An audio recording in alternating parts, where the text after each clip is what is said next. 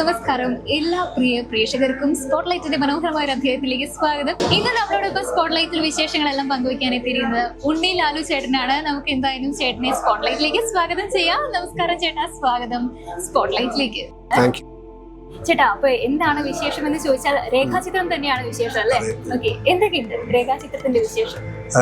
ഭയങ്കര സന്തോഷമുണ്ട്. കാരണം പടം മൊത്തത്തിൽ എല്ലാവരും അക്സെപ്റ്റ് ചെയ്തു. എല്ലാവർക്കും പടം ഭയങ്കര ഇഷ്ടമാകുന്നു. മൊത്തത്തിൽ ഹിറ്റ് അടിച്ചു. കുറച്ച് നല്ല രീതിയിൽ കളക്ഷൻ കിട്ടിയിട്ട് മുമ്പോട്ട് പോകുന്നു. പിന്നെ ആളുകൾ നമ്മളെ പറ്റിയും നമ്മുടെ ക്യാരക്ടറിനെ പറ്റിയും സിനിമയെ പറ്റി സംസാരിക്കുന്നു. മൊത്തത്തിൽ സന്തോഷമുണ്ട്. ഈ രേഖാചിത്രം എന്ന് പറയുന്ന സിനിമയിലേക്ക് എങ്ങനെയാണ് ചേട്ടൻ എത്തിപ്പെടുന്നത് തന്നെ അതിന് അസോസിയേറ്റ് ഡയറക്ടർ വിളിക്കുന്നതാണ്. സുമേഷ് അസോസിയേറ്റർ വിളിച്ച് സംസാരിച്ചു. ഇങ്ങനെ ഒരു ക്യാരക്ടർ ഉണ്ട്, ഇങ്ങനെ ഒരു പരിപാടി ഉണ്ട്, അപ്പം ഡയറക്ടർ വിളിക്കുന്നു പറഞ്ഞു. അപ്പം ജോഫിൻ എൻ്റെ ഫ്രണ്ടും കൂടിയാണ്. ജോഫിൻ വിളിച്ചിട്ട് പറഞ്ഞു ക്യാരക്ടർ പരിപാടി ഉണ്ട്, നീ ചെയ്താൽ നന്നാവും, രസം ഉണ്ടാവും, ഇച്ചിരി പെർഫോം ചെയ്യാനുള്ള പരിപാടിയായിരുന്നു പറഞ്ഞു. അത് എന്നോട് പടത്തിൽ ഒരുപാടൊന്നുമില്ല, പക്ഷേ ഇമ്പോർട്ടൻറ്റ് ക്യാരക്ടറാണെന്ന് പറഞ്ഞു. സംബന്ധിച്ചുള്ള ഒരു ക്യാരക്ടർ ചെയ്യാന്നുള്ളത് ഫ്രണ്ട് ഒരുപാടുണ്ടോ ഇത്രയൊന്നുമില്ല. ഞാൻ കേട്ടപ്പോൾ ഞാൻ പറഞ്ഞു ഓക്കെ ചെയ്യാന്ന് പറഞ്ഞു. അങ്ങനെ ടാസ്ക് ഉണ്ടായിരുന്നത് എനിക്ക് ആ പടത്തിൽ താടി മീശും ഇല്ല. പടം കണ്ടിരുന്നു? കാണാതെ ഇന്റർവ്യൂ എടുക്കല്ലേ? ഓക്കെ, ശരിയല്ലോ. ഓക്കെ, അപ്പം ക്യാരക്ടർ താടി മീശും ഇല്ല. അപ്പൊ അതുകൊണ്ട് തന്നെ താടി മീശും പറ്റില്ല എന്ന് പറഞ്ഞ ക്യാരക്ടർ അങ്ങനെയാണ്. അപ്പൊ അതുകൊണ്ട് അത് പഠിക്കണം എന്ന് പറഞ്ഞു. അത് പഠിച്ചാൽ ഓക്കെ എന്ന്. അപ്പൊ ഞാൻ വേറൊരു പടം ചെയ്തുകൊണ്ടിരിക്കുന്ന സമയത്ത് അതിൽ ഒന്നില് പോലീസാണ്. പോലീസിന് അറിയാലോ, മീശ ഉണ്ടാവും. അപ്പം താടി അവര് സംസാരിച്ചപ്പോൾ ഒരു പറഞ്ഞ കുഴപ്പമില്ല, നല്ല റോളല്ലേ കിട്ടിയേക്കണേ, അപ്പൊ നീ എന്തായാലും മീശ പഠിച്ചു എന്ന് പറഞ്ഞു. മീശ പഠിച്ചപ്പോൾ ഈ പടത്തിലേക്ക് ഇന്നായി. അങ്ങനെയാണ് പറഞ്ഞത്. അപ്പൊ ഈ ഒരു സിനിമയിലേക്ക് വരാനായിട്ട് ഇതിൽ ഓഡീഷൻസോ കാര്യങ്ങളോ ഉണ്ടായിരുന്നു? ഇല്ല, നല്ല ഓഡീഷൻസ് ഒന്നും ഇല്ലായിരുന്നു. ഞാൻ ഓൾറെഡി പടം ചെയ്തിട്ടുള്ളതുകൊണ്ട് അതിന് ഓഡീഷൻ പരിപാടി ഒന്നും അത് പറഞ്ഞിട്ടില്ല. ഓഡീഷൻ അപ്പൊ ഈ രേഖാചിത്രത്തിന്റെ മെമ്പേഴ്സ്, ക്രൂ മെമ്പേഴ്സ് എന്ന് പറഞ്ഞാൽ വലിയൊരു താരതമ്യം തന്നെയാണ്. അവരെ കുറിച്ച് അവരോടൊപ്പം എക്സ്പീരിയൻസ് ഒന്ന് പങ്കുവെച്ചു. സത്യം പറഞ്ഞ പടം ചെയ്യുമ്പോൾ ഞാൻ ആ പടം കാണാത്തതുകൊണ്ട് ഞാൻ പറയാം, പടം ചെയ്യുമ്പോൾ എൻ്റെ കൂടെ ഓക്കെ പടം ചെയ്യുമ്പോൾ എന്നോട് സെറിൻ ഉണ്ടായിരുന്നു. ഞങ്ങൾ തമ്മിലാണ് കോമ്പിനേഷൻസ് ഉണ്ടായിരുന്നത്. പിന്നെ എൻ്റെ കൂടെ അഭിനയിച്ച ഷെയ്ൻ ഉണ്ട്, സിദ്ദിഖയുടെ മകനുണ്ട്. പിന്നെ സജീർ എന്ന് പറഞ്ഞാൽ നമ്മുടെ ഒരു കൂട്ടുകാരൻ. അപ്പം നമ്മൾ 3 പേരുണ്ടായിരുന്നു. അപ്പം ആ സമയത്ത് നമ്മൾ ഭയങ്കര ചില്ലായി നമ്മൾ അടിച്ചു പൊളിച്ചൊക്കെ നടക്കുന്ന സമയമായിരുന്നു. ബാക്കി മെയിൻ ക്രൂസ് ഞാൻ ആക്ച്വലി കാണുന്നത് ഇപ്പോഴാണ്. പ്രൊമോഷൻ സമയത്താണ് മനോജ് ചേട്ടനെ കാണുന്നത്, അതേപോലെ തന്നെ അസ്കിനെ കാണുന്നതൊക്കെ ഈ സമയത്താണ്. ഇതിന്റെ ഫുൾ ക്രൂ ഇത്രയും ആൾക്കാരുണ്ട്, സിദ്ദിഖ് എല്ലാവരും കാണുന്നത് ഈ സമയത്താണ്. അപ്പൊ ഇപ്പം ഭയങ്കര അടിപൊളിയാണ്. അത് സന്തോഷമാണ്. കാരണം ഒരുമിച്ച് നമ്മൾ പ്രൊമോഷൻസിന് പോകുന്നു, ഇന്റർവ്യൂസിന് ഇരിക്കുന്നു, അതേപോലെ തന്നെ സക്സസിൽ നമ്മൾ എല്ലാവരും മമ്മുക്ക, അങ്ങനെ മൊത്തത്തിൽ അടിപൊളിയാണ്. ആസിഫ് ഖാനെ കുറിച്ച് എന്താണ് പറയാനുള്ളത്? ആസിഫ് ഖാനെ കുറിച്ചിട്ട് പറയാനൊക്കെ ഒരുപാടുണ്ട്. ചുരുക്കി പറഞ്ഞാൽ ആസിഫ് ഖാൻ എന്ന് പറയുന്നത് ഭയങ്കര പ്യുവർ ഹാർട്ടഡ് ആയിട്ടൊരു ജെമ്മാണ്. ഞാനൊരിക്കലും പ്രതീക്ഷിച്ചില്ല ആസിഫ് ഖാൻ ഈ സിനിമയ്ക്ക് എനിക്ക് ഇത്രയും വലിയൊരു സപ്പോർട്ട് തരുമെന്നൊന്നും ഞാൻ സ്വപ്നത്തിൽ പോലും വിചാരിച്ചിട്ടില്ല. അത് ആസിഫ് എനിക്ക് മുമ്പ് പരിചയം പോലും ഇല്ല. ആസിഫ് ഈ പടം കണ്ട് നമ്മൾ പ്രൊമോഷൻ പോണ സമയത്താണ് ആസിഫ് ഒന്ന് പറഞ്ഞിട്ടാ ഞാൻ ചെയ്തത് കൊള്ളായിരുന്നു, അടിപൊളിയായിരുന്നു. അപ്പൊ മുതൽ ആസിഫ് എന്നെ ഫുൾ ടൈം കൂടെ കൊണ്ട് നടത്തിയിട്ടുണ്ട്.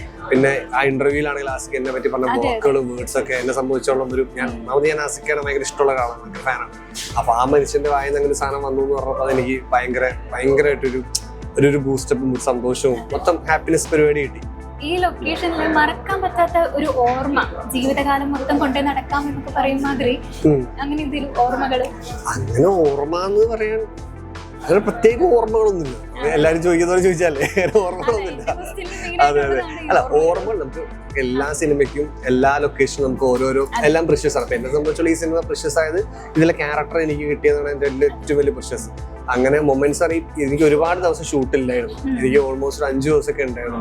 അതും കുറച്ച് ടൈറ്റ് ആയിരുന്നു പോയിക്കൊണ്ടിരുന്നത്. ഞാൻ അപ്പുറത്തെ ഷൂട്ട് നിങ്ങളുടെ ഇവിടെ അഭിനയിക്കുന്നു, അങ്ങനെ ഓട്ടം വരും. അപ്പൊ എനിക്കിങ്ങനെ പിന്നെ ഫ്രീ ഉള്ള സമയത്ത് ഞാൻ കിടന്നുറങ്ങി, ഉറക്കമൊന്നുമില്ലായിരുന്നു സത്യം പറഞ്ഞു. അപ്പോൾ ഒരു മൊമെന്റിലൊക്കെ കിടന്ന് ഉറങ്ങലൊക്കെയാണ് ചെയ്യാറ്. അപ്പൊ അങ്ങനെ ടൈറ്റ് ആയിട്ട് ഓടിക്കൊണ്ടിരുന്നത്. അപ്പോൾ മെമ്മറീസ് എന്ന് പറഞ്ഞാൽ ഈ സിനിമ തന്നെയാണ് എൻ്റെ മെമ്മറി, അല്ലെങ്കിൽ ഈ ക്യാരക്ടർ തന്നെയാണ് എൻ്റെ മെമ്മറി എന്ന് പറയുന്നത്. ഇപ്പൊ രേഖ എന്ന് പറയുന്ന ജിതിൻ ഐസക് സാറിന്റെ സിനിമയിലൂടെയാണ് ഒരു മെയിൻ ആയിട്ടുള്ള ഒരു ക്യാരക്ടർ ചെയ്ത് ചേട്ടൻ വന്നിരിക്കുന്നത്. അപ്പൊ ആ ഒരു സിനിമ രേഖ അവാർഡ് വാങ്ങിക്കൊടുത്തൊരു സിനിമ തന്നെയാണ്. രേഖയെ കുറിച്ച് എന്താണ് പറയാനുള്ളത്? അല്ല, രേഖ എന്ന് പറഞ്ഞാൽ ഈ പറഞ്ഞത് എന്റെ ലൈഫിൽ എന്റെ കാര്യങ്ങൾ ഏറ്റവും വലിയ പടമാണ് രേഖ എന്ന് പറയുന്നത്. അപ്പൊ എന്നെ സംബന്ധിച്ചോളം ഞാനൊരു ഫുൾ ക്യാരക്ടേഴ്സ് ചെയ്ത പടമാണ് രേഖ. പിന്നെ ആ പടത്തിന് അത്യാവശ്യം നല്ല അഭിപ്രായം കിട്ടി, അതിന് സംസ്ഥാന മികച്ച അവാർഡ് കിട്ടി. സോ അതൊക്കെ നമ്മളെ സംബന്ധിച്ചിടത്തോളം ഭയങ്കര പ്രൗഡായിട്ടുള്ള കാര്യമാണ്. കാരണം ഞാൻ ആ പടത്തിൽ ഒരു മെയിൻ ലീഡ് ക്യാരക്ടർ ചെയ്തു, ആ ക്യാരക്ടർ ശ്രദ്ധിക്കപ്പെട്ടു. പിന്നെ അത് ഇപ്പൊ നെറ്റ്ഫ്ലിക്സിൽ വന്നു. അപ്പം ആക്ച്വലി സിനിമ മൂവിനെ സംബന്ധിച്ചോളം നെറ്റ്ഫ്ലിക്സിലൊക്കെ നമ്മളെ പടം വരിക എന്ന് പറയുന്നതാണ് ഏറ്റവും വലിയൊരു കാര്യമാണ്. അപ്പൊ നെറ്റ്ഫ്ലിക്സിലുണ്ട്. പിന്നെ കാർത്തിക് സുബ്രാജാണ് അത് പ്രൊഡ്യൂസ് ചെയ്തേക്കണേ. അപ്പൊ ഞാനൊക്കെ പുള്ളിയുടെ ഭയങ്കര ഫാൻ ബോയ് ആണ് കാർത്തിക് സുബ്രാജ്. അങ്ങനെ മൊത്തത്തിലൊരു ഡ്രീം പ്രോജക്റ്റ് ആണത്. അപ്പൊ ആ പടത്തിൽ അഭിനയിക്കാൻ പറ്റിയ എനിക്ക് ഭയങ്കര ഭാഗ്യമുണ്ട്, ഭയങ്കര സന്തോഷമുണ്ട്. പക്ഷെ ആ പടം തിയേറ്ററിൽ അത്ര സക്സസ് ആവാത്തതിന്റെ ഒരു വിഷമമുണ്ട്. പക്ഷെ ആ അവാർഡ് കിട്ടിയപ്പോൾ നമുക്കത് കവറായി, മൊത്തത്തിൽ കവറായി. ഇപ്പൊ എല്ലാവരും രേഖയെ വേണ്ടി സംസാരിച്ചു, മൊത്തത്തിൽ അടിപൊളിയാണ്. അപ്പൊ ആ ഒരു രേഖ എന്ന് പറയുന്നത് എപ്പോഴും എനിക്ക് ഓർത്ത് വെക്കാൻ പറ്റുന്ന, അല്ലെങ്കിൽ എന്റെ ലൈഫിൽ ഫുൾ ടൈം കൂടെ നടക്കാൻ പറ്റിയൊരു പടമാണ്. അതെ, ഈ രേഖയിലെ ക്യാരക്ടർ അർജുൻ എന്നായിരുന്നു. ആ ഒരു ക്യാരക്ടറിനെ കുറിച്ച് പറയുകയാണെങ്കിൽ ആ സിനിമയിൽ ആ വിൻസി ചേച്ചി ചെയ്തതൊന്നും പോരാന്ന് നമുക്ക് തോന്നുന്ന ഒരു ക്യാരക്ടറാണ്. അപ്പൊ പ്രേക്ഷകർ ആ ഒരു ക്യാരക്ടറിനെ ഇത്രയും അക്സെപ്റ്റ് ചെയ്യുമ്പോൾ, ഇത്രയും വെറുക്കുമ്പോൾ ഒരു കലാകാരനെ സംബന്ധിച്ചിടത്തോളം വലിയൊരു കാര്യം തന്നെയാണ്. അപ്പൊ ആ അർജുൻ എന്ന ക്യാരക്ടറിനെ കുറിച്ച് ഒന്ന് പറയാം. അതെ, ശരിക്കും പറഞ്ഞാൽ ഭയങ്കര സക്സസ് ആയിരുന്നു. വെച്ചാൽ ഞാൻ പോണ സമയത്തൊക്കെ എന്നോട് പറയും കണ്ടറ പൊട്ടിക്കാൻ തോന്നിയെന്ന് പറഞ്ഞു. അങ്ങനെ പറയുന്നതാണ് ആ ക്യാരക്ടറിന്റെ സക്സസ് എന്ന് പറയുന്നത്. അപ്പൊ അത് ഭയങ്കരമായിട്ട് എല്ലാവർക്കും ഇഷ്ടപ്പെട്ടു, വർക്ക് ആയി എന്നാണ് അതിന്റെ സന്തോഷം.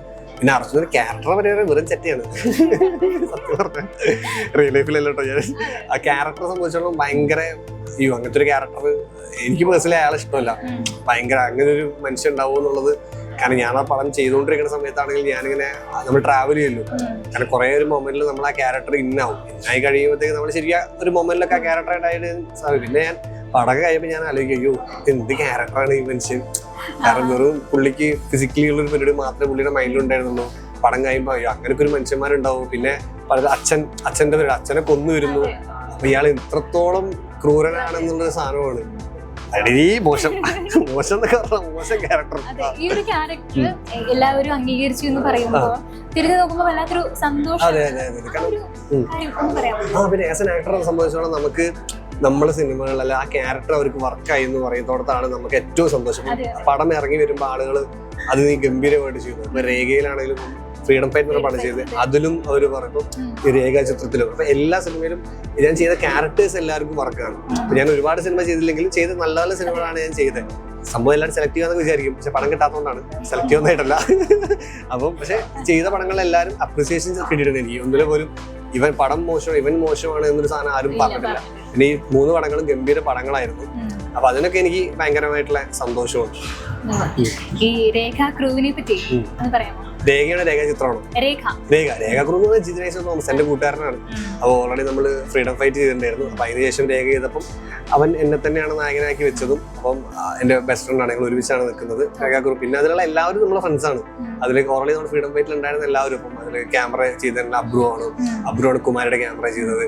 അതേപോലെ എഡിറ്റർ രോഹിത് ഉണ്ട്, പിന്നെ ആസിഫ് നമ്മുടെ കൂട്ടുകാര്, അസോസിയേറ്റ്സ്, അങ്ങനെ എല്ലാവരും പേരെടുത്ത് പറയാം. എല്ലാവരും നമ്മുടെ ഒരു ഫാമിലി രീതിയിലാണ് രേഖ ചെയ്തിരുന്നത്. അങ്ങനെ എല്ലാവരും പുതിയ ആൾക്കാരാണല്ലോ. അപ്പൊ നമുക്ക് അങ്ങനെ അങ്ങോട്ടൊരു ഈഗോ ഇല്ല, പരിപാടി ഇല്ല, എന്തൊക്കെയാ ചെയ്യേണ്ടത് അങ്ങോട്ടൊക്കെ ഷെയർ ചെയ്ത്. പിന്നെ വിൻസി ആണെങ്കിൽ ആ സമയത്ത് നമ്മളെ ഭയങ്കര സപ്പോർട്ട് ചെയ്യുന്നത്. പടം കണ്ടാറിയാം എനിക്ക് പെർഫോം ചെയ്യാൻ പറ്റിയിട്ടുണ്ടെങ്കിൽ അതിലൊരു ഇത്ര ശതമാനം വിൻസിയും കൂടെ തരുമ്പോൾ മാത്രമേ നമുക്ക് തിരിച്ച് ഓപ്പോസിറ്റ് പെർഫോം ചെയ്യാൻ പറ്റുള്ളൂ. അപ്പൊ അതിന് വിൻസി 100% എനിക്ക് തന്നുകൊണ്ടാണ് അർജുൻ വർക്കായത്. അപ്പം മൊത്തത്തിൽ രേഖ എന്ന് പറഞ്ഞൊരു ഫാമിലി പടമായിരുന്നു. മീൻസ് നമ്മളവിടെ ഒരു കുടുംബം പോലെ ചെയ്ത്, അല്ലെങ്കിൽ അവിടെ അങ്ങനെ ചെയ്തൊരു പടമായിരുന്നു. അപ്പൊ അതിന്റെ സക്സസും നമ്മൾ തന്നെ കണ്ടു. ഇപ്പൊ ജിതിൻ ഐസക് സാറിന്റെ തന്നെയാണ് ഫ്രീഡം ഫൈറ്റിൽ ഉണ്ടായിരുന്നത്. അപ്പോ ഫ്രീഡം ഫൈറ്റ് എന്ന് പറയുമ്പോൾ ഒരു ഫ്രീഡത്തിന് വേണ്ടിയിട്ട് തന്നെ ഫൈറ്റ് തന്നെയാണ്. അപ്പൊ ആ ഒരു ക്യാരക്ടറിനെ കുറിച്ച് പറയാമോ? സത്യം പറഞ്ഞ ആ പടം ചെയ്യുമ്പോൾ എനിക്ക് അതിനെ പറ്റി ഒന്നും അറിയില്ല. കാരണം ഞാൻ ചെയ്തുകൊണ്ടിരുന്നതൊക്കെ എന്താ പറയാ, ഷോർട്ട് ഫിലിംസും ഷോർട്ട് വീഡിയോസ് ഒക്കെ എല്ലാം ശ്രദ്ധിച്ചറിയാം. എല്ലാം ഞാൻ റൊമാൻസ് ചെയ്തുകൊണ്ടിരുന്നത്. അതിൽ മറ്റേ പ്രപ്പോസ് ചെയ്യുന്നു, അല്ലെങ്കിൽ ചമ്മുന്നു, ഇങ്ങനത്തെ പേടി ചെയ്തുകൊണ്ടിരുന്നത്. അപ്പൊ എന്റെ അടുത്ത് ഈ കഥ എന്ന് പറഞ്ഞപ്പോൾ എനിക്ക് ഇങ്ങനത്തെ കഥ, സത്യം പറഞ്ഞാൽ ഇങ്ങനത്തെ കഥകൾ ഞാൻ കണ്ടിട്ടില്ല. ഞാൻ ഇങ്ങനത്തെ സിനിമകൾ കണ്ടിട്ടില്ല. ഞാൻ ഫ്രീഡം ഫൈറ്റിന് ശേഷമാണ് IFFK പോയിട്ടാണ് ഇങ്ങനെ സിനിമകൾ കാണാൻ തുടങ്ങിയത്. ഞാൻ കണ്ടിട്ടില്ല. അപ്പൊ എന്റെ അടുത്ത് കഥ പറയുമ്പോൾ എന്നെ സംബന്ധിച്ചോളം ഒറ്റ കാര്യം ഉണ്ടായിരുന്നു, സിനിമയാണല്ലോ, സിനിമ ചെയ്യാം എന്നുള്ളൊരു കൺസെപ്റ്റ് മാത്രം എനിക്ക്. അങ്ങനെയാണ് ഞാനിത് ചെയ്യാന്ന് പറഞ്ഞു. അപ്പം ചെയ്ത് തുടങ്ങിയപ്പോഴാണ് ഇതാണ് പരിപാടി, ഇതിങ്ങനെയാണ്, ഇതിനെ അഭിനയിക്കാൻ പറയുന്നു, ഞാൻ അഭിനയിക്കുന്നു. പക്ഷെ എല്ലാം കഴിഞ്ഞ് വന്നപ്പോൾ എല്ലാവരും ഭയങ്കരമായിട്ട് അടിപൊളിയായി നടക്കും. ഞാൻ ഇതാണല്ലേ ഞാൻ ചെയ്തത് എന്ന് എനിക്ക് മനസ്സിലായത്. പിന്നീട് ഞാൻ അതിനെപ്പറ്റി ആലോചിച്ചപ്പം ശരിയാണ്, കുറെ കാര്യങ്ങൾ ഉണ്ട് അതിൻ്റെ ഉള്ളിൽ. ആ ഒരു ജാതി വൽക്കരണത്തിന്റെ പരിപാടി, മേഴ്ചാതി കീഴ്ജാതിന്റെ പരിപാടി, അത് കുറെ, പിന്നെ കളറ്, എല്ലാത്തിനെ പറ്റിയിട്ട് സംസാരിക്കുന്ന വലിയൊരു സിനിമയാണത്. ഇതൊക്കെ അതിന് ശേഷമാണ് എനിക്ക് മനസ്സിലായി. അപ്പം എനിക്കൊന്നും അറിയില്ലായിരുന്നു. പിന്നീട് ഞാൻ ആലോചിച്ചപ്പോൾ അതിനെപ്പറ്റി കുറെ കാര്യങ്ങൾ, എനിക്ക് ഇന്നറായിട്ട് കുറെ കാര്യങ്ങൾ മനസ്സിലായി. അതെ, ഇനിയിപ്പോ സിനിമയൊക്കെ മാറ്റി വെച്ചിട്ട് നമുക്ക് ചെറുപ്പകാലത്തിലേക്ക് പോയി കഴിഞ്ഞാൽ എങ്ങനെയായിരുന്നു ഈ ഒരു കലാജീവിതം ആരംഭിച്ചത്? സത്യം പറഞ്ഞാൽ ആരംഭിച്ചെന്നും പറയാൻ പറ്റില്ല. കാരണം എനിക്ക് ചെറുപ്പത്തിലെ സിനിമകൾ ഇഷ്ടമായിരുന്നു. നമ്മള് കണ്ടുകൊണ്ടിരുന്ന സിനിമയാണ്. നമ്മൾ സിനിമ കാണാൻ അപ്പുറത്തെ വീട്ടിൽ, അന്ന് നമ്മുടെ വീട്ടിൽ TV ഒന്നും ഉണ്ടാവില്ല. അപ്പൊ നമ്മൾ അപ്പുറത്തെ വീട്ടിൽ പോയിട്ടാണ് TV ഒക്കെ കാണുക. അന്ന് മുതലേ സിനിമ കാണാൻ നമുക്ക് ഭയങ്കരമായിട്ടുള്ളൊരു താല്പര്യമുണ്ട്. സിനിമ കാണാൻ വേണ്ടി നിൽക്കുന്നത്. അപ്പം അങ്ങനെ ചില സമയത്ത് നമ്മൾ വീട്ടിൽ മറ്റേ പണ്ടൊക്കെ ഉണ്ടായി, എനിക്കറിയില്ല, എനിക്ക് എത്രത്തോളം കണക്ട് ആവുന്നത്. നമ്മൾ ചില വീട്ടിൽ പോയ സമയം നമ്മൾ കണ്ടോണ്ടിരിക്കും TV ഓഫ് ആക്കും. പണ്ടത്തെ അങ്ങനത്തെ ഒരു പരിപാടി ഉണ്ട്. അപ്പം അന്നുപോലെ സിനിമ കാണാൻ ഇഷ്ടം, 4 മണിക്ക് സിനിമ കാണുക, അല്ലെങ്കിൽ ഉള്ള വീടുകളിൽ പോയി സിനിമ കാണുക, എന്തൊക്കെയാണ് പണ്ട് മുതലേ ചെയ്തുകൊണ്ടിരുന്ന നമ്മുടെ പരിപാടി. അങ്ങനെ സിനിമയോട് നമ്മുടെ ലൈഫിൽ സിനിമ ഇങ്ങനെ ഒരുമിച്ച് വന്നു. അപ്പം ആ സമയത്ത് അഭിനയിക്കണം. അപ്പം ലാലേട്ടൻ മുണ്ട് പറിച്ചടിക്കുന്നതാണ് ഞാൻ അടിച്ചിരുന്നത് സൂപ്പറാണ് എന്ന് നമ്മൾ വിചാരിക്കുന്ന കുട്ടിക്കാലം ഉണ്ടായിരുന്നു. അങ്ങനെയാണ് പോയി നമ്മളൊരു ഡെയിലി റൊട്ടീനിൽ ഈ സിനിമ ഒരു ഭാഗമായിട്ട് മാറി അങ്ങനെ വന്നു പോയതാ. ഈ സ്കൂളിലൊക്കെ പഠിക്കുന്ന സമയത്ത് യൂത്ത് ഫെസ്റ്റിവലിൽ ഉണ്ടായിരുന്നു. നാടകങ്ങൾ ഉണ്ടായിരുന്നു യൂത്ത് ഫെസ്റ്റിവൽ, പിന്നെ മോണാക്ടുകള് അങ്ങനത്തെ പരിപാടികളൊക്കെ ചെയ്തുകൊണ്ടിരുന്നു. അതൊക്കെ നല്ലായിരുന്നു ആ സമയത്തൊക്കെ. എനിക്ക് കണ്ടന്റ് ഒന്നും ഇല്ലാതെ തന്നെ ഒരു ഓർമ്മ പറയും. ഞാൻ ഒരു സമയത്ത് അപ്പൊ സിനിമയായിട്ട് ഞാൻ മോണാക്ട് ചെയ്യുന്നുണ്ട്. അപ്പൊ അന്ന് സ്കൂളിലൊക്കെ ഇതുണ്ട്, ഗ്രൂപ്പ് ഉണ്ട്, yellow group, red group, blue group എന്നൊക്കെ ഉണ്ടാവും. അപ്പൊ ഒരു സമയത്ത് ഞാൻ മോണാക്ട് ചെയ്യാൻ ചെയ്തില്ല. ഞാൻ ചെയ്യാതിരുന്ന സമയത്ത് അപ്പം ടീച്ചേഴ്സ് പറഞ്ഞെടുത്ത് അപ്പം മോണാക്ടിന് ഈ ഗ്രൂപ്പിൽ നിന്ന് വേറെ ആരില്ല. ഞാനിത് ചേർന്നിട്ടുമില്ല. അജിത ടീച്ചറിന്റെ ടീച്ചർ, എനിക്ക് പേര് ഓർമ്മ, ടീച്ചർ എന്നെ വിളിച്ചിട്ട് അപ്പൊ നടന്നുകൊണ്ടിരിക്കും ടീച്ചർ വിളിച്ചിട്ട്, എടാ നീ മറ്റേ മോണാക്ട് ചെയ്തില്ല? ഞാൻ പറഞ്ഞില്ല മോണാക്ട് നിന്നോട് കൊടുക്കാമെന്ന് പറഞ്ഞിട്ട്. അപ്പൊ ഞാൻ കണ്ടന്റ് ഇല്ല, ഞാൻ ഒന്നും പഠിച്ചില്ല, നീ സ്റ്റേജിൽ കയറി എന്തെങ്കിലും പറഞ്ഞ. അപ്പൊ ഞാൻ സ്റ്റേജിൽ കയറി ഞാൻ എന്തൊക്കെയോ പറഞ്ഞു, അതിന് ഫസ്റ്റും കിട്ടി വെറുതെ. അപ്പൊ ഞാൻ പക്ഷെ ടീച്ചറിന് ഫസ്റ്റ് കിട്ടി. പക്ഷെ കണ്ടന്റ് മീൻസ് നമ്മളൊരു പെർഫോമൻസും ചിലപ്പോൾ അത് ആൾക്ക് ഇഷ്ടപ്പെട്ടപ്പോൾ വർക്കായി. പക്ഷെ മറ്റേ സ്റ്റേറ്റിലൊന്നും പോകാനായിട്ടൊന്നുമില്ല നമുക്കറിയുന്നു. അവിടെ സ്റ്റേറ്റിലൊന്നും പോകില്ല, പക്ഷെ നമുക്ക് മാർക്ക് കിട്ടി എന്ന സെറ്റപ്പിൽ അങ്ങനെയൊക്കെ ഒരു മൊമെന്റ് ഒക്കെ ഉണ്ടായിരുന്നു. നാടകങ്ങളെല്ലാം നമ്മൾ പാർട്ടിസിപ്പേറ്റ് ചെയ്യും, നല്ലായിരുന്നു.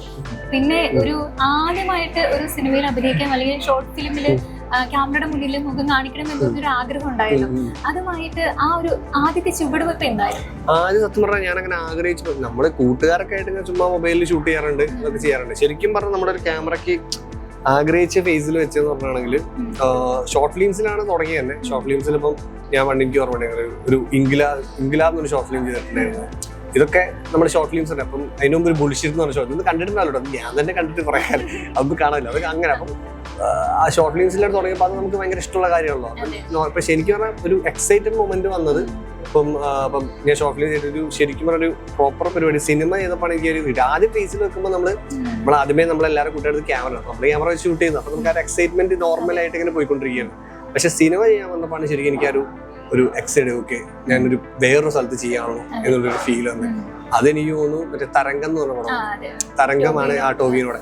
അതിനാണ് ശരിക്കും പറഞ്ഞാൽ എനിക്ക് അത് ഫസ്റ്റ്. പക്ഷെ എനിക്ക് നല്ല പേടിയായിരുന്നു ക്യാമറയ്ക്ക്, എനിക്ക് അറിയില്ല എങ്ങനെ അഭിനയിക്കേണ്ടത്. കാരണം മറ്റേ നമ്മുടെ കൂട്ടുകാരാണ് ക്യാമറ ചെയ്യുന്നത്, നമുക്കിപ്പോൾ നോർമൽ അവൻ ഷൂട്ട് ചെയ്യുന്നത് ഞാൻ അഭിനയിക്കുന്നത് ഇതൊക്കെ ചെയ്യാം. പക്ഷെ സിനിമയിൽ വന്നപ്പോഴാണ് എനിക്ക് ആ ഒരു കിക്ക് ഫസ്റ്റ് കിട്ടിയത്. കിക്ക് ചില ഇത് എക്സൈറ്റ്മെന്റ്, പേടി എല്ലാം അഭിനയിച്ചോണ്ടിരിക്കാറുണ്ട്. പക്ഷെ നല്ല പേടിയുണ്ട്. അല്ല, ടോവി ചേട്ടൻ്റെ അടുത്ത് ഞാൻ അങ്ങനെ ഭീകരമായിട്ട് അതിൽ സീൻസ് ഒന്നും ഇല്ല. ഒരു സീൻ ഒന്നും വന്നു. പിന്നെ എനിക്ക് പേഴ്സണലി അറിയാം, പിന്നെ നമ്മള് ഒരു ഫ്രണ്ടിന്റെ ഒരു വീടുണ്ട് പണ്ട്. ആ സമയത്ത് വരുമ്പോൾ പുള്ളി അവിടെ ഉണ്ടാവാറുണ്ട്, പുള്ളിയോട് നമ്മൾ സംസാരിക്കാറുണ്ട്. ഇപ്പോഴും ഇടയ്ക്ക് കാണുന്ന സമയത്ത് അങ്ങനെ സംസാരിക്കാറുണ്ട്.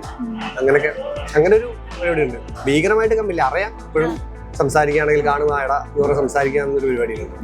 ഇപ്പൊ കൂടുതലായിട്ടും ചേട്ടനെ തിരിച്ചറിഞ്ഞുകൊണ്ടിരുന്ന ഷോർട്ട് ഫിലിം, അതില് റൊമാൻറ്റിക് ഹീറോ എന്നൊക്കെ ആയിരുന്നല്ലോ. അപ്പൊ അതിൽ മാറി ഇപ്പൊ സിനിമ വഴി എല്ലാവരും തിരിച്ചറിയുന്നുണ്ടല്ലോ എന്ന് പറയുമ്പോൾ ഫാമിലിയുടെ സപ്പോർട്ട്? അയ്യോ, അത് ഫാമിലിയുടെ സപ്പോർട്ട് എന്ന് പറയുകയാണെങ്കിൽ ശരിക്കും പറഞ്ഞാൽ ഒരു സപ്പോർട്ട് നമ്മളെ ഫ്രീ ആക്കി വിടുക എന്നുള്ളതാണ് ഫാമിലി സംബന്ധിച്ചുള്ള. കാരണം ഫാമിലി സപ്പോർട്ട് എടുക്കാൻ മാത്രം എന്റെ ഫാമിലി അങ്ങനെ വലിയൊരു ഫിനാൻഷ്യൽ സ്റ്റാറ്റസ് ഉള്ള ഫാമിലി അല്ല. അപ്പം അവരെ സംബന്ധിച്ചോളം നിങ്ങൾക്ക് ഇഷ്ടമുള്ള ചെയ്തോ എന്നൊരു വേർഡാണ് എനിക്ക് അവിടെ കിട്ടിയ ഏറ്റവും വലിയ സപ്പോർട്ട്. തീർച്ചയായിട്ടും ഇപ്പൊ അങ്ങനെ ഒരു വേർഡ് കേൾക്കാൻ വേണ്ടിട്ട് നിൽക്കുന്ന ഒത്തിരി ഒരുപാടാണ്. അപ്പൊ എനിക്ക് അങ്ങനെ ഒരു സപ്പോർട്ട് വീട്ടിൽ നിന്ന് കിട്ടിയായിരുന്നു. ഇപ്പം ഈ സിനിമ സക്സസ് ആയി എല്ലാവരും കാണുന്ന ഒരു സിനിമ, ഒരു സിനിമ ഹിറ്റ് ആവുമ്പോൾ നമുക്ക് ഇപ്പൊ നമ്മള് ഇതിനു മുമ്പ് ഞാൻ ചെയ്ത പടങ്ങളാണെങ്കിലും എന്റെ നാട്ടിൽ ഇപ്പോഴും ചോദിക്കും ആരോടെ അഭിനയിക്കുന്നത്. അപ്പം നമ്മൾ നായകനായിട്ട് പടം ചെയ്താൽ പോലും അത് ആളുകൾ കാണുന്നില്ല. അപ്പൊ നമ്മൾ ഹിറ്റ് പടം ചെയ്തപ്പോൾ എല്ലാവരും കാണുന്നു, ഫാമിലി ആയിട്ട് കാണുന്നു. അപ്പം വീട്ടുകാരോട് വിളിച്ചു പറഞ്ഞു ഉണ്ണി നല്ല അടിപൊളിയാണ് ചെയ്തത്, കൊള്ളായിരുന്നു എന്നൊക്കെ പറയുന്നു. അപ്പൊ അവർക്ക് കിട്ടുന്ന സന്തോഷമാണ് നമ്മളെ സംബന്ധിച്ചോളം ഏറ്റവും വലിയ സന്തോഷം. ഇപ്പൊ പുറത്തൊക്കെ ചെല്ലുമ്പോ എല്ലാരും തിരിച്ചറിയുന്നില്ലേ? ഏറ്റവും കൂടുതൽ തിരിച്ചറിയുന്ന എനിക്ക് തോന്നുന്നത് ഈ വെബ് സീരീസ്, നമ്മുടെ അങ്ങനെ തിരിച്ചറിയുമ്പോൾ നമുക്ക് ഉള്ളിലുണ്ടാകുന്ന ഒരു സന്തോഷമുണ്ട്. അതിനല്ലേ നമ്മൾ ആഗ്രഹിച്ചത്. നമ്മൾ 4 പേര് അറിയുന്നു. അപ്പൊ നമ്മള് പുറമേ കാണുമ്പോൾ ഇപ്പൊ പറഞ്ഞ ടോവിനോ, ആസിഫ് അലി, ഇവരുടെ കൂടെയൊക്കെ ആൾക്കാർ ഫോട്ടോ എടുക്കും. നമ്മളടക്കം ഞങ്ങൾക്ക് ഫോട്ടോ എടുക്കാൻ പറ്റും ഫാമിലി. അപ്പം ആ ഒരു മൊമെന്റ് നമുക്ക് തിരിച്ച് കിട്ടുമ്പോൾ നമ്മൾ ഭയങ്കര സന്തോഷിക്കുന്നു. ഹാപ്പിനെസ് ഇത്രേ ഉള്ളൂ, സന്തോഷിക്കുക. ഇനിയിപ്പോ ഇറങ്ങാനുള്ളത് ഈ മാസം 31-ാം തീയതി ലീഡായിട്ടൊരു പടമുണ്ട്. ഞാനും സിദ്ധാർത്ഥ് ഭരതൻ, പിന്നെ വിജയരാജ് ചേട്ടനുണ്ട്, സജിൻ ചെറുകയിലുണ്ട്, കുറെ ബാക്കി ആർട്ടിസ്റ്റുകളുണ്ട്. അത് 31-ാം തീയതി റിലീസാവും. അത് കഴിഞ്ഞിട്ട് പിന്നെയുള്ളത് ഓഫീസറാണ്, ചാക്കോച്ചന്റെ പടം ഓഫീസറുണ്ട്. പിന്നെ മീശ എന്ന് പറഞ്ഞ പടമുണ്ട്. ഈ 3 പടമാണ് ഇനിയിപ്പം റിലീസ് പരിപാടിയായിട്ട്. അപ്പൊ ഇനി ഇതേപോലെ ബിഗ് സ്ക്രീനിലാണ് നമുക്ക് കാണാൻ സാധിക്കുക. അതുപോലെ ഇനിയും ഈ ഗേൾ ഫാൻസ് കാത്തിരിക്കും മാത്രമേ സീരീസിന് നമുക്ക് കാണാൻ സാധിക്കും. ഗേൾ ഫാൻസ് എന്താ സിനിമ കണ്ടൂടെ? എന്നാലും ആ പഴയ ആ നായകരെ മനസ്സിൽ അതായത് വെബ് സീരീസ് പരിപാടി എനിക്ക് ചെയ്യാൻ ആഗ്രഹമുണ്ട്. പക്ഷെ നമ്മളെപ്പോഴും മുകളിലേക്ക് പോകണം എന്നുള്ള ആഗ്രഹിക്കും. അപ്പൊ ഞാൻ ഷോർട്ട് ഫിലിംസ് ഒക്കെ ചെയ്തത് സിനിമയിൽ എത്താൻ വേണ്ടി ഷോർട്ട് ഫിലിം ചെയ്തത്. അപ്പൊ ഞാൻ സിനിമയിൽ എത്തി.